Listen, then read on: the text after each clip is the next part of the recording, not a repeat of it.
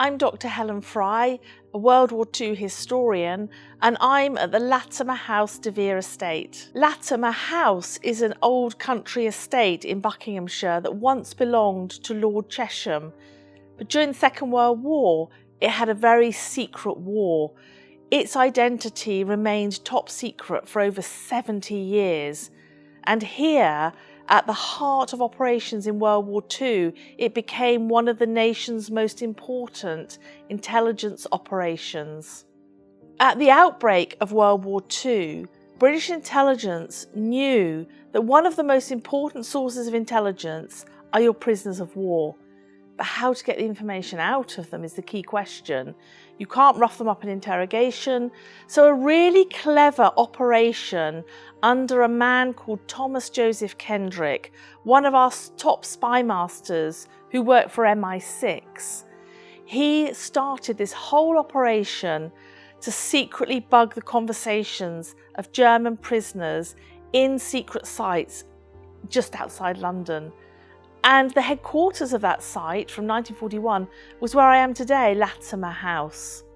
This operation was so clever because once the prisoners came to this site, and they could be from German U-boats, shot down Air Force pilots, and eventually Hitler's top commanders, his generals, were scattered across Latimer House and 2 other sites outside London. And we went on the charm offensive. So we gave them like a phony interrogation, and they just thought we were incompetent. Yeah, the British, they don't know how to interrogate. But really, it was a whole dramatic stage set. And the German generals in particular were treated to a life of relative luxury. This place and its sister site Trent Park in North London just became like a gentleman's club. And they were given nice food, relaxed surroundings, they were given whiskey and wine.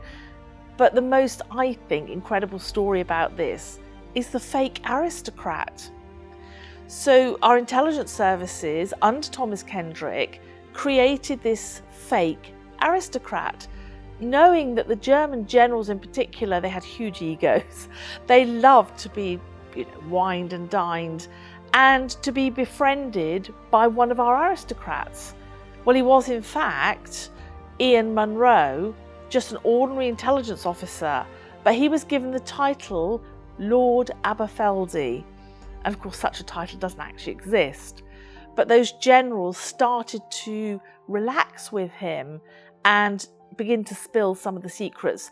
And if they didn't tell him when they were back in their rooms, in their private bedrooms, of course, they were all mic'd for sound. So they were being picked up. All their conversations were being picked up by hidden microphones. So the types of prisoners that came through here in the early part of Latimer's history would be U-boat crew, commanders, Air Force pilots, German Air Force pilots, but also some of his generals, a couple of field marshals like Field Marshal Gerd von Rundstedt, head of all of the forces for Hitler in Western Europe. He was a big cheese. Probably the most significant, and this is still partly hidden by secrecy, was Hitler's deputy, Rudolf Hess. He's believed to have been held here for a few weeks in one of the lovely rooms upstairs.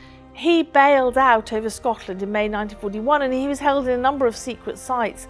And we now know from oral traditions, lots of oral traditions in the area around Buckinghamshire, that he was held here just for a few weeks.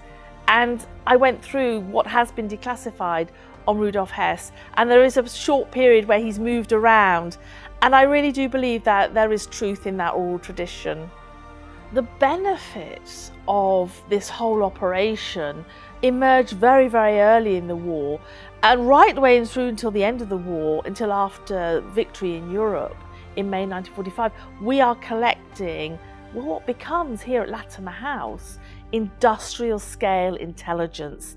And we're picking up tons of information on new German technology, and that could be new equipment being used on aircraft, night fighter tactics, it could be to do with U-boats, torpedoes. Of course, one of the big ones is the secret weapon program, the V1, and the prisoners saying, well, we've got the V1, but we've got a V2 coming.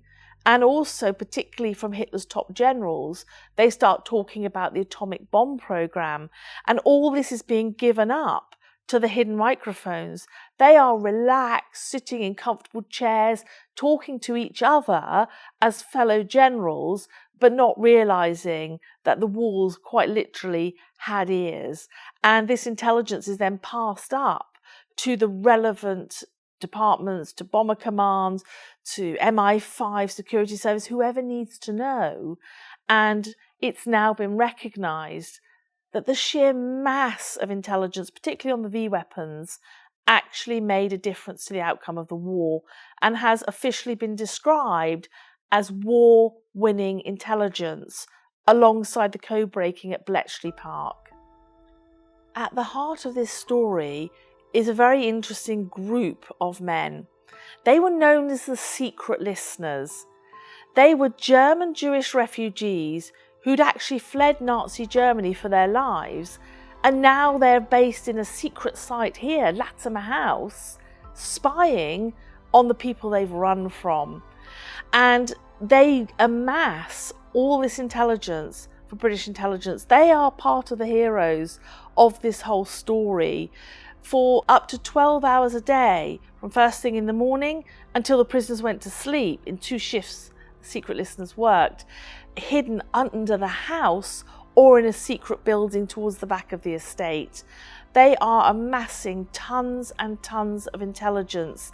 And just to give you a sense of how much, right across the wartime, these secret listeners recorded over 100,000 conversations, and they all survive in their typed form in the National Archives in London. I mean, it's utterly incredible. So knowledge of Latimer House's secret war is still largely unknown in the public. And it took nearly 70 years before this story came out.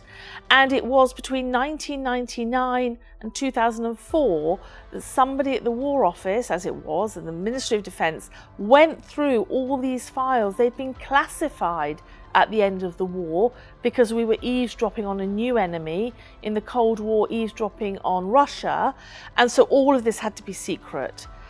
But 1999, the Berlin Wall has come down, and it was now deemed okay for this to be released into the National Archives.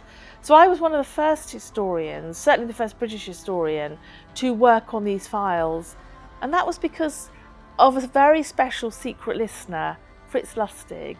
He worked here at Latimer House, and he said to me one day, "Helen, you've done all these other stories around espionage and 10,000 Germans that fought for Britain, including my colleagues. What about us? What about the secret listeners?"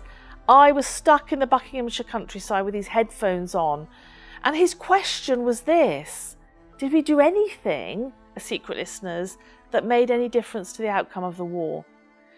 And I went on a journey with him and a few other surviving secret listeners to uncover precisely the legacy.